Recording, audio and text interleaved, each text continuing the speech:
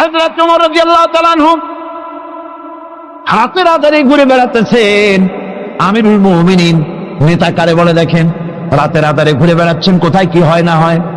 মরুভূমির ভিতরে একটা তাঁবুর মধ্যে আলো জ্বলে, কাছে যে বাচ্চাদের কান্না শুনতে পেলেন, গিয়ে দেখছেন মা কি যেন রান্না করে আর বাচ্চারা কাঁদতেছে গভীর রাত্রে। আমিরুল মুমিনিন বলে, মেয়ে লোক, তুমি তো বড় নিষ্ঠুর, এত রাতে রান্না করো কেন? সকাল সকাল রাঁধতে পারো নাই কেন? সন্ধ্যার সময় খাওয়াই দিতে, বাচ্চাগুলি কাঁদতো না। মহিলা বলতেছে, পথিক তুমি কি? তোমার তো আমি চিনি না। আমি এই বাচ্চাগুলি, আমরা কিন্তু মদিনার লোক নই, আমরা মদিনার বাইরের লোক, এই দেশের লোক নাই, বাইরের থেকে এসেছি। মদিনার সরকারের কাছে কিছু পাবো, সাহায্য নেওয়ার জন্য এসেছি, কিন্তু মদিনার খলিফার কাছে এখনো যেতে পারি নাই।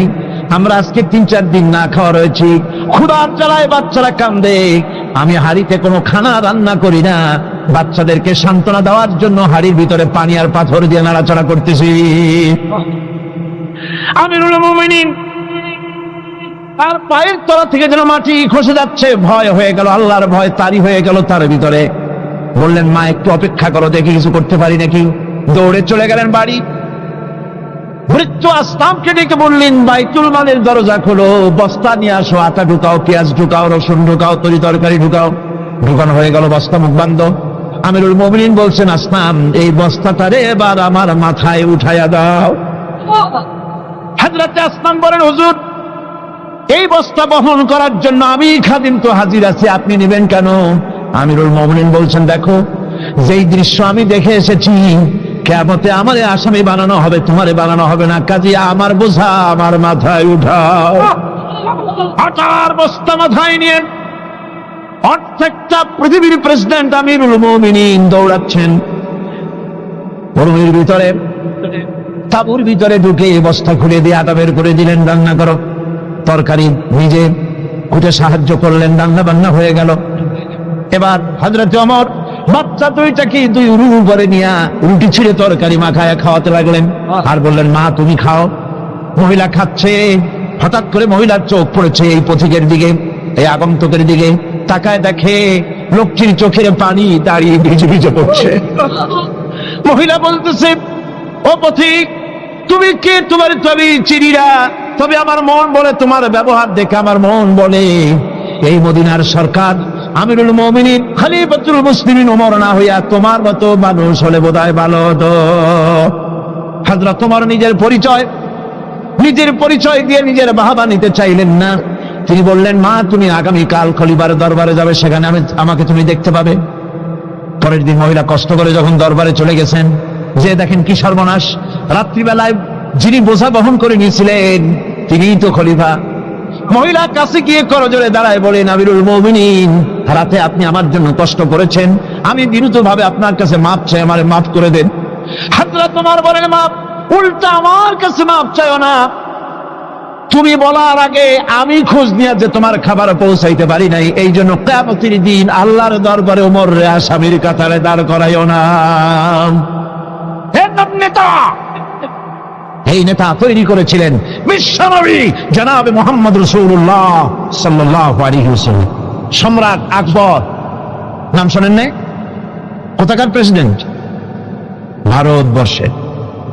কত বড় নাম করা ব্যক্তি, দ্বীন ইলাহি চালু করল। তার নামে আল্লাহু আকবার চালু করল। আল্লাহু আকবার বলতে যেন তারে বোঝানো হয়। জিল্লে ইলাহি বলে ঘোষণা করা লাগলো তাকে। তার সামনে মাথা নত করার ব্যবস্থা করে দিল, কুর্নিশের ব্যবস্থা করে দিল। হযরত মুজাদ্দিদ আল বিসারি রাহমাতুল্লাহ আলাইহি এর বিরোধিতা করলেন। বিরোধিতা করার পরে সম্রাট জাহাঙ্গীর তার জেলের মধ্যে ঢুকাই দিল। তাকে যখন দরবারে দাওয়াত দিয়েছিল, একটা গেট বানালো যাতে করে তার মাথা নিচু করে ঢোকা লাগে। আল্লাহর মাহবুব বান্দা মুজাদ্দিদ আল বিসারি রাহমাতুল্লাহ আলাইহি তিনি মনে করলেন এখানে গেটটা নিচু করা হয়েছে যাতে করে আমি মাথা নিচু করে ঢুকি, আর এটাই সে কুর্নিশ হিসেবে ধরে নেবে। তিনি মাথা নিচু করলেন না, মর্দে মুজাহিদ বাদশার দরবারে নিজের বাম পাখানা আগে ঢুকাইয়া দিলেন। এই অপরাধে তাকে কারারুদ্ধ করা হলো। জেলখানার ভিতরে তিনি আছেন। কয়েক মাস পরে জেলার সাহেব চিঠি লিখেছেন বাদশার কাছে, জাহাপানা জেল তো হয় চোরের জন্য, ডাকাতের জন্য, বদমাশদের জন্য। কারে পাঠাইলেন জেলখানায়? মুজাদ্দিদ আল বিসানি নামক যে ব্যক্তিকে জেলে পাঠিয়েছেন, তিনি আসার পরে কয়েক মাসে আমার জেলের মধ্যে চোর আর ডাকাত যা ছিল সব আল্লাহর ওলিতে পরিণত হয়ে গেছে। সম্রাট আকবর সিকান্দারে তার কবর রয়েছে, কেউ জিয়ারত করতে যায় না। মুজাদ্দিদ আল বিসানি রাহমাতুল্লাহ আলাইহি হযরতে খাজা মুঈনুদ্দিন চিশতি রাহমাতুল্লাহ আলাইহির দরবারে আজও হাজার হাজার মানুষ কবরের কাছে জিয়ারত করতে যায়। দিনদার ইমানদার সৎকর্মশীল হলে আল্লাহ পাক তার মহব্বত মানুষের দিলের মধ্যে পয়দা করে দেন।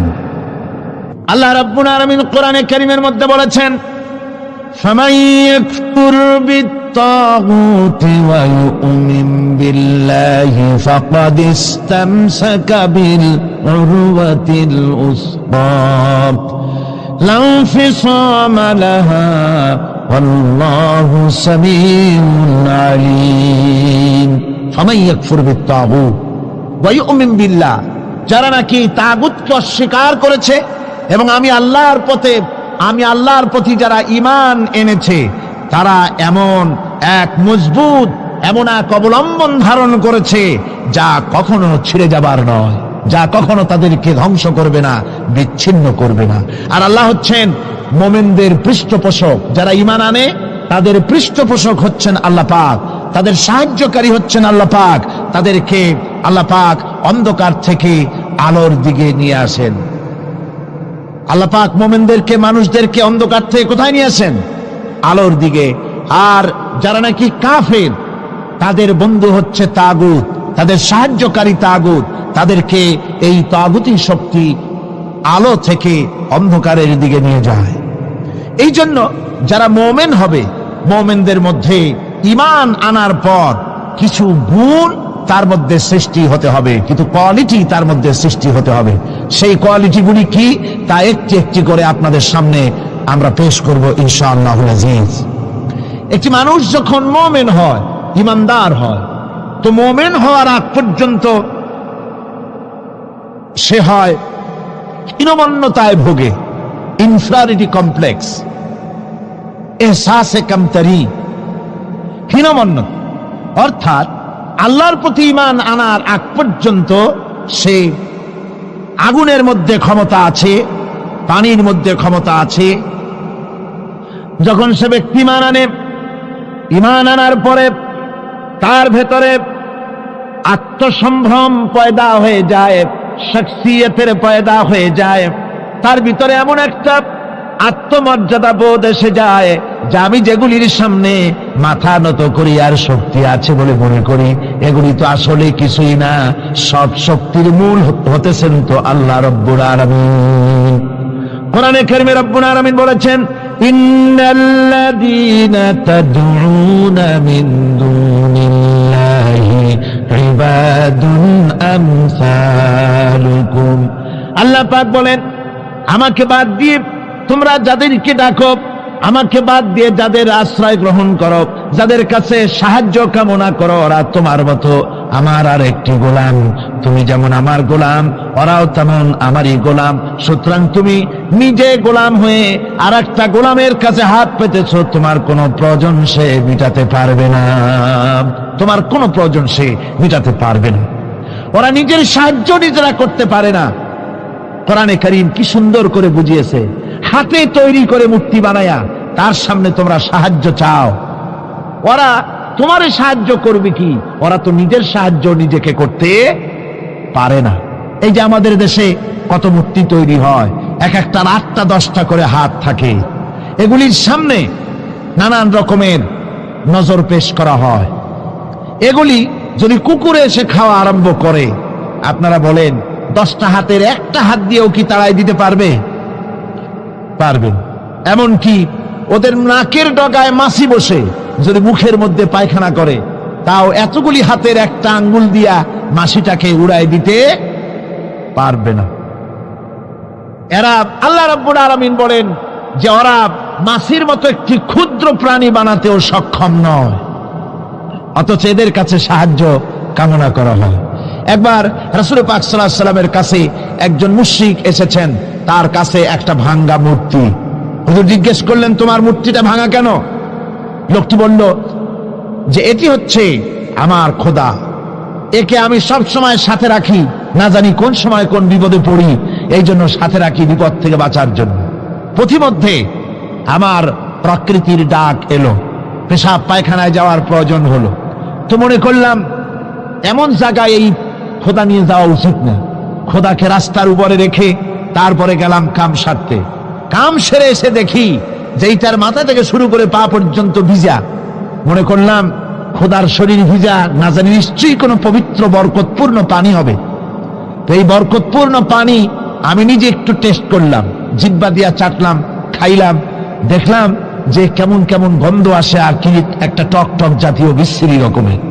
তো মনে করলাম পবিত্র পানি এরকমের গন্ধ হবে কেন?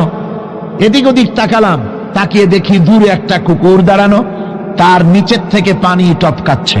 তখন ভাবলাম যে আসলে কোন বরকতের পানি এটা। আমি তখন রাগ করে এইটা ঠ্যাং ধরে আছাড় মারলাম যে তুই কি খোদা না তুই একটা হুদা? তুই তো নিজেরই ঠেকাতে পারিস না বিপদ থেকে, তো আমারে ঠেকাবি কি করে? হাদিস শরীফ এসছে, রাসূল পাক সাল্লাল্লাহু আলাইহি সাল্লাম তখন হেসে দিয়েছিলেন। সে হাসিতে হুজুরের দন্ত মোবারক বিকশিত হয়েছিল, শরীর মোবারক কেঁপে উঠেছিল। হুজুর জিজ্ঞেস করলেন, আমার কাছে কি বক্তব্য এসেছো? লোকটি বলছে, হুজুর আমার কাছে আজকে এসব জিনিসের ব্যর্থতা অসারতা ধরা পড়েছে, আমি তাওহীদের আশ্রয় নিয়েছি। এই কথাটি শিরক, কোন মুসলমানের কথা বিশ্বাস করা উচিত নয়। কথা বুঝতে পেরেছেন? কোন মুসলমানের বিশ্বাস করা উচিত নয়। আল্লাহ পাক পরিষ্কার বলেছেন, আন্নাল কুওয়াতা লিল্লাহি জামিআ, সমস্ত ক্ষমতার উৎস কেবলমাত্র আল্লাহ সুবহানাহু ওয়া তাআলা। কিন্তু বেকুবরা বোঝে না, জনগণকে খুশি করার জন্য, তাদের ভোট যেন বারবার পাওয়া যায়, এই জন্য বলে সমস্ত ক্ষমতার উৎস জনগণ। বেকুবেরা পাগলেরা বুঝে না, সেই জন্যই তারা এই কথাগুলি বলে। কয়েকটি কথা আমাদের দেশে চালু আছে যে কথাগুলি শুনলে খুবই খারাপ লাগে। একটা হচ্ছে সকল ক্ষমতার উৎস জনগণ, এটি মারাত্মক শিরকপূর্ণ কথা। আরেকটি কথা, যখন রেডিও টিভিতে বলা হয় যে কুতুবদিয়া, হাতিয়া সন্দ্বীপ, কক্সবাজার উপকূলীয় এলাকায় থেকে 280 মাইল স্পিডে বাতাস প্রবাহিত হবে, 30 ফিট উঁচু হয়ে জলোচ্ছ্বাস হবে, গ্রেট ডেঞ্জার সিগন্যাল নাম্বার 10 দেখাবার জন্য বলা হলো। সাথে সাথে তারপরেই রেডিও টিভি থেকে, সরকারি যন্ত্র থেকে সরকারের লোকেরা বলতে থাকেন, এই বিরাট তুফান, জলোচ্ছ্বাস এবং ঘূর্ণিঝড়ের মোকাবেলা করার জন্য সেনাবাহিনী প্রস্তুত করে রাখা হয়েছে। কি বেকুফি! 30 ফুট জলোচ্ছ্বাস হবে, সেনাবাহিনী কর্মী কি বন্দুক নিয়ে দাঁড়ায় থাকবে? মোকাবেলা করবা, প্রচন্ড বাতাসের মোকাবেলা করবা তুমি সলিমুদ্দিন। হ্যাঁ, বরং বলা যেতে পারে ঘূর্ণিঝড় এবং জলোচ্ছ্বাসের পরে যে দুর্যোগ সৃষ্টি হবে তড়িৎ গতিতে, আমরা সেই দুর্যোগকে, মানুষকে ঠেকাবার জন্য আমরা প্রাণ চেষ্টা চালাবো, আমাদের সব মেশিনারি সেজন্য প্রস্তুত আছে, এটা বলা যেতে পারে। কিন্তু ঝড়ের মোকাবেলা করব, মারাত্মক কথা, মারাত্মক কথা। আবার আরেকটি কথা খুবই মারাত্মক, এগুলো পত্র পত্রিকায় দেখি, অমুক দলের অমুক নেতা হসপিটালে মৃত্যুর সঙ্গে পাঞ্জা লড়তেছে।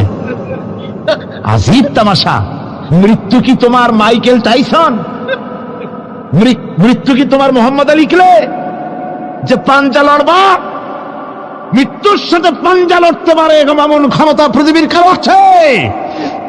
সুতরাং এগুলো জাহালাতের কথা, মূর্খতার কথা। মৃত্যু যন্ত্রণায় ভুগছে এটা বলা যায়, মৃত্যু যন্ত্রণায় কষ্ট পাচ্ছে বলা যায়, মৃত্যুর সাথে পাঞ্জা লড়ছে, সলিমুদ্দিন সাহস তো কম নেই। আমার ভাইরা, সুতরাং সমস্ত ক্ষমতার উৎস কেবলমাত্র আল্লাহ সুবহানাহু ওয়া তাআলা। যাকে খুশি ক্ষমতায় দেন, যাকে খুশি ক্ষমতা থেকে নামায় দেন। এত বড় প্রচন্ড ক্ষমতার মালিক তিনি।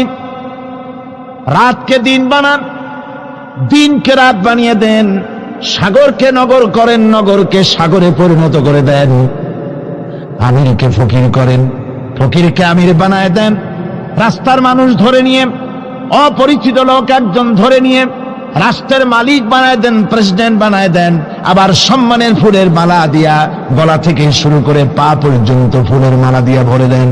নাফরমানি যখন বাড়তে থাকে, এত বড় ক্ষমতার মালিক আমার আল্লাহ রাব্বুল আলামিন ফুলের মালাগুলি বাদ দিয়ে ফুলের মালার পরিবর্তে জুতার মালা গলায় পরাইয়া ফাঁসির মঞ্চে ঝুলাইয়া দেন।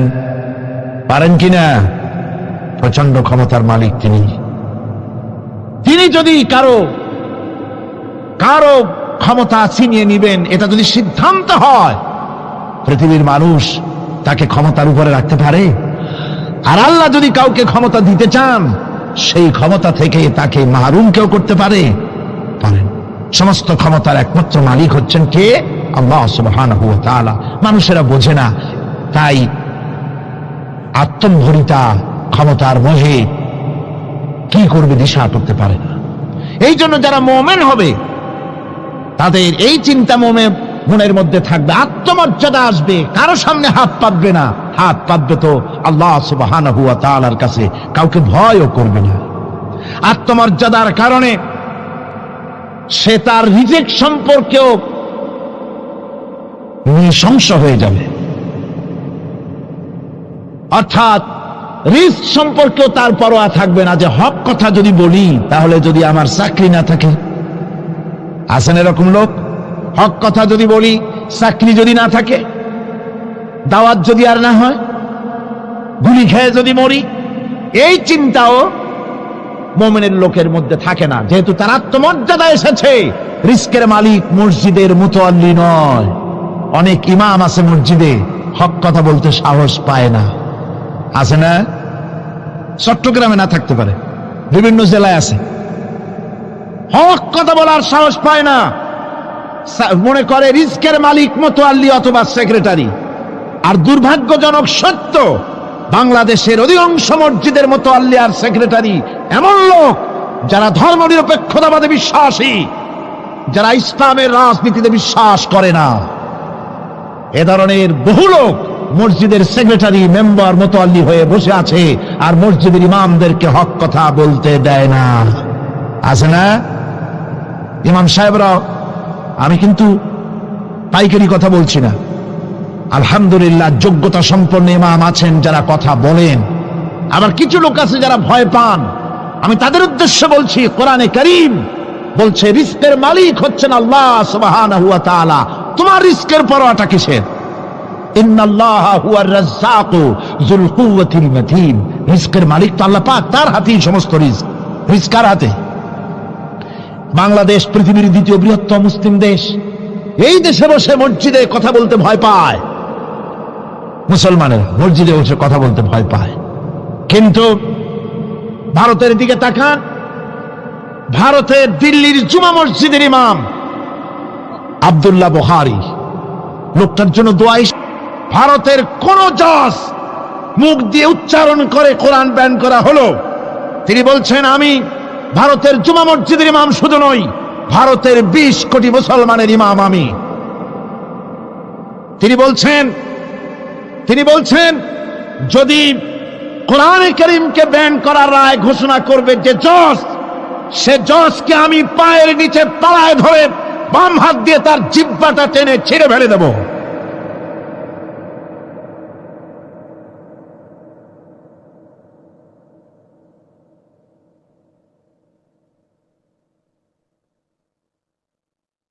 এর নাম ঈমান। জোরে বলেন, এর নাম কি? এর নাম ঈমান। প্রচন্ড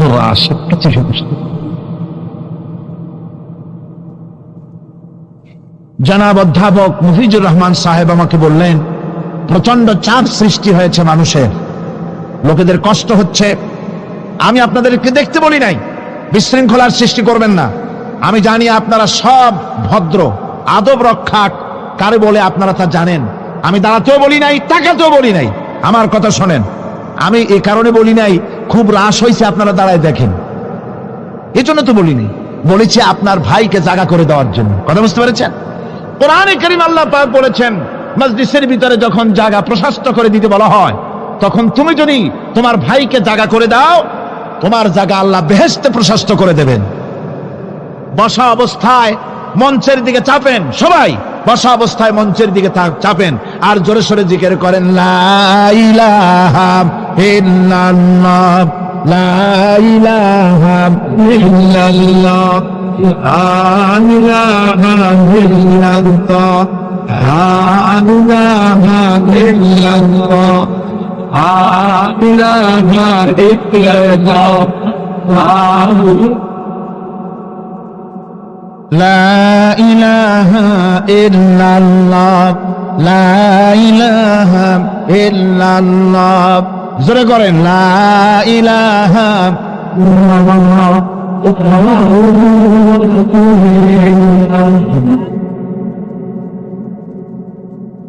লা ইলাহা ইল্লাল্লাহু মুহাম্মাদুর রাসূলুল্লাহ। বসেন, এবার বসুন, দাঁড়িয়ে থাকবেন না কেউ, মেহেরবানি করে বসেন, জলদি বসেন। বলছিলাম যারা মুমিন তারা চাকরির পরোয়া করে না। মুমিনের কলিজায় চাকরির পরোয়া থাকতে পারে? কে কি বলবে, দাওয়াত হবে আর না হবে, কুলি খাবো মরে যাবো, এসব ভয় মুমিনের কলিজায় থাকতে পারে? পারেন। ইমানের সবচাইতে বড় কোয়ালিটি, সবচাইতে বড় গুণ হচ্ছে এই যে তাকে তার কলিজার মধ্যে আল্লাহ পাক সাহস সঞ্চার করে দেন, ব্যক্তিত্ব হয়, পার্সোনালিটি তৈরি হয়। আমার দেশে ভারতের মসজিদের ভেতরে ইমামরা যে কথা বলতে সাহস পায়, আমার দেশের মসজিদের অনেক ইমাম আগে যারা একটু সাহস পেত, এখন আবার অনেকের মধ্যে কোন কোন জেলায়, চিটাগং না কিন্তু কোন কোন জেলায় সাহস একটু কমে গেছে। তার কারণ কিছু বেয়াদব রাজনীতিক তারা বলেছে মসজিদের মধ্যে রাজনীতি করতে দেওয়া হবে না। ওরা হচ্ছে বেয়াদব। জোরে বলেন ওরা কি? আরো জোরে বলেন ওই সব রাজনীতিবিদরা কি? তার কারণ হচ্ছে মসজিদে কি বলা হবে আর কি বলা হবে না তোমার মতো বেয়াদব রাজনীতিবিদের কাছ থেকে তাকেও জিজ্ঞেস করবে না। এ ফয়সালা হয়েছে 1400 বছর আগে। মসজিদে কি বলতে হবে আর না হবে তা শিক্ষা দিয়েছেন জনাবে মুহাম্মদ রাসূলুল্লাহ সাল্লাল্লাহু আলাইহি ওয়াসাল্লাম। ওলামাদেরকে মসজিদে ইমামতি যারা করে তারা হচ্ছে ইমাম নেতা। তোমরা তাদের সাথে আদব করতে হবে, তারা কি বলবে আর কি বলবে না ডিকটেট করার অধিকার কারো নাই। অধিকার আছে। সুতরাং আলিমদেরকে, মুমিনদেরকে, যারা নাকি কালেমা পড়ে মুসলমান হয়, তাদের সকলের এই সাহস মনের মধ্যে আসা দরকার, ব্যক্তিত্ব আসা দরকার। কারো পরোয়া নাই, পরোয়া করব শুধুমাত্র আল্লাহর। রিজকের মালিক তিনি। আল্লাহ রাব্বুল আলামিন বলেছেন ওয়ামা মিন দাব্বাতিন ফিল আরদি ইল্লা আলাল্লাহি রিজকুহা। এই পৃথিবীর বুকে এমন কোন বিচরণশীল জীব নাই যে জীবের রিজকের দায়িত্ব আমি আল্লাহ আমার নিজ হাতে গ্রহণ করি নাই। সব জীবের রিজকের চাবি আমার হাতে। কার হাতে? তাহলে ভয়টা কিসের? আপনার একটা পেট, তাই নিয়ে এত চিন্তা? অথচ এই পৃথিবীতে আল্লাহ পাক বলেন অসংখ্য প্রাণী আছে যাদের কোনো সঞ্চয় নাই। শকুনের মরা গরু অনেকগুলি ব্যাংকে জমা আছে নাকি? কবে কোথায় একটা মরা গরু পাইছে আর খোঁজ নাই, খবর নাই। ওগুলা কি না খাইয়া মরতে দেখছেন রাস্তায় পথে ঘাটে? সুবহানাল্লাহ। অসংখ্য প্রাণী এভাবে দুনিয়া আছে। আল্লাহ রাব্বুল আলামিন বলেন যাদের কোনো সঞ্চয় নাই, যারা কোনো সঞ্চয় করে না, এ ধরনের সাপগুলি, শিয়ালগুলি, বাঘগুলি, পাখিগুলি, জলচর প্রাণী, স্থলচর প্রাণী আর অন্তরিক্ষে মহাশূন্যে উড়ে বেড়ায় যেসব প্রাণী, এ ধরনের শত সহস্র কোটি কোটি প্রাণী, তারা সকালবেলায় খালি পেট নিয়ে বেরিয়ে যায়। খালি পেট নিয়ে সকাল বেলায় বেরিয়ে গেল, আবার সন্ধ্যায় যখন বাসায় ফেরে সমস্ত প্রাণীগুলির পেট আল্লাহ রাব্বুল আলামিন ভরে দেন। সুবহানাল্লাহ। একটা প্রাণীও খালি পেটে বাড়ি ফেরে না। সুবহানাল্লাহ, সুবহানাল্লাহ। অথচ তাদের কিন্তু জন্ম নিয়ন্ত্রণের ব্যবস্থাও নাই। জঙ্গলে যত প্রাণী আছে তারা কি কোনোদিন মিছিল করে এসে বলেছে বাংলাদেশ সরকার আমাদের? এরপরে 2 নম্বরের যে কোয়ালিটি সৃষ্টি হবে মুমিনের মধ্যে ঈমান আনার পর, সে গুণটা হচ্ছে সে বিনয়ী হবে। বিনয়, বিনম্রতা তার এক বৈশিষ্ট্য হবে। বিনয় এবং বিনম্রতার বৈশিষ্ট্য হবে। তার কারণ হচ্ছে ঈমান আনার পরে সে জানতে পেরেছে আল্লাহ রাব্বুল আলামিনের কর্তৃত্ব থেকে বেরিয়ে আসার ক্ষমতা কারো নাই। অহংকার করে যাব কোথায়? আস্ফালন করে যাব কোথায়? আল্লাহর রাজত্বের বাইরে, আল্লাহর ক্ষমতার বাইরে যাওয়ার ক্ষমতা তো কারোই নাই। সুতরাং অহংকার তার মধ্যে জায়গা পাবে না। আল্লাহ পাক দুনিয়ার সমস্ত মানুষের জিনকে পরিষ্কার করে বলেছেন, ইয়া মাশারাল জিন্নি ওয়াল ইনস ইন ইসতাতাতুম আন তানফুযু মিন আকতারিস সামাওয়াতি ওয়াল আরদ ফানফুযু লা তানফুযুনা ইল্লা বিসুলতান। হে পৃথিবীর মানুষেরা আর জেনেরা, যদি সম্ভব হয় আমার আকাশের নিচের থেকে জমিনের উপর থেকে বেরিয়ে যা। লা তানফু, বেরিয়ে যেতে পারবে না। আমি আকাশ এবং জমিন থেকে যদি সম্ভব করতে পারো বেরিয়ে যা। আর যদি কোনো আকাশ থাকে তার নিচে যা, আর যদি কোনো জমিন থাকে তার উপরে যাও। এমন দেশ যদি পাও যেখানে আমার আলো ছাড়া কোনো আলো আছে, আমার বাতাস ছাড়া কোনো বাতাস আছে, আমার চাঁদ সূর্য ছাড়া কোনো চাঁদ সূর্য আছে, যাও সেখানে। আল্লাহ রাব্বুল আলামিন বলেন নাই এরকম যাওয়ার কোনো উপায় নাই। আমি আল্লাহ রাব্বুল আলামিন আকাশ আর জমিন দিয়ে প্যাকেট করে রেখেছি, আটকায় রেখেছি। আমার রাজত্ব থেকে, আমার ক্ষমতা থেকে, আমার কর্তৃত্ব থেকে বেরিয়ে যাওয়ার ক্ষমতা কোনো মানুষের নাই, কোনো জেনের নাই, কোনো প্রাণীর নাই। সুবহানাল্লাহ ওয়া বিহামদিহি। মানুষ হচ্ছে অহংকার কিসের হবে? তোমরা হচ্ছ ফকির। আল্লাহ পাক বলছেন ওয়াল্লাহুল গনিয়্যু ওয়া আনতুমুল ফুকারা। আল্লাহ হচ্ছেন গনি। আল্লাহ কি? গনি, বেনিয়াস, বেপরোয়া। ফাআলুল লিমা ইউরিদ, যা খুশি তাই করে, কারো মুখাপেক্ষী তিনি নন। কোরআনে কারীমে রব্বুল আলামিন বলেছেন, নবী আপনি আমার ব্যাপারে, আমার গুণাবলীর ব্যাপারে বলুন। কুল হুয়াল্লাহু আহাদ, পড়েন সবাই। কুল হুয়াল্লাহু আহাদ আল্লাহুস সামাদ লাম ইয়ালিদ ওয়া লাম ইউলাদ ওয়া লাম ইয়াকুল লাহু কুফুয়ান আহাদ। আল্লাহ পাক বলেন, বান্দারে ও আমার নবী আপনি বলুন, আল্লাহ পাক এক এবং একক, তিনি নিরঙ্কুশ, তিনি বেনিয়াস, তিনি কারো মুখাপেক্ষী নন, তিনি কাউকে জন্ম দেন নাই, তাকেও কেউ জন্ম দেয়নি। আকাশ এবং জমিনে আল্লাহর সমকক্ষ কেউ নাই। তোমরা হচ্ছ ফকির আর আমি আল্লাহ হচ্ছে বেনিয়াস। লিল্লাহি মা ফিস সামাওয়াতি ওয়া মা ফিল আরদ, আকাশে যা আছে জমিনে যা আছে সব আল্লাহ। সব কার? আল্লাহ পাকের। সুতরাং কিসের অহংকার, কিসের মাতবাড়ি? মানুষ পেছনের কথা ভুলে যায়, মোটেই চিন্তা করে না। একটু আগে যারা ক্ষমতায় ছিল আজকে তারা ক্ষমতা হারা। আজকে যারা ক্ষমতায় এলো তারা আবার ক্ষমতা মস্তদে বসে দুনিয়ার সব বিপদ আপদ ভুলে যায়। কি করে আরো বেশি লুটপাট করা যায়, আরো বেশি মানুষকে শোষণ করা যায়, মানুষ এই চিন্তাই করে। অহংকারে, ক্ষমতার দর্পে ফেটে পড়ে, চিন্তা করে না পেছনের কথা। আল্লাহ রাব্বুল আলামিন বলেন, যারা নাকি মুমিন বান্দাদের বিনয় এবং বিনম্রতা তাদের মধ্যে সৃষ্টি হয়ে যাবে, তার কারণ হলো আল্লাহ পাক বলেছেন ওয়ালা তামশি ফিল আরদি মারহান ইন্নাকা লান তাখরিকাল আরদা ওয়া লান তাবলুগাল জিবালা তুলা। ওয়ালা তামশি ফিল আরদি মারহান, আমার জমিনের উপরে অহংকার করে পা ফেলো না। তুমি কি পারবে অহংকার করে আমার জমিনটাকে ফাটাই দিতে? কি বলেন, পারা যাবে? অহংকার করে জমিনের উপরে লাথি মারেন জোরে, জমিন ফাটবে? ফাটবে না, আপনার পা ছিঁড়ে যাবে। আপনি কি পারবেন অহংকার করে পাহাড়ের উচ্চতা লাফ দিয়ে ছাড়াই যেতে পারবেন? তাও পারবেন না। সুতরাং আল্লাহ পাকের উপরে ঈমান আনলে পরে তাদের মাথা এভাবে নত হয়ে যায়, অহংকার তাদের মধ্যে জায়গা পায় না। অহংকার কিসের অহংকার তোমার? মানুষ তার জন্মের কথা, কোরআনে কারীম বলে মানুষ কি তার জন্মের কথা স্মরণ করে না?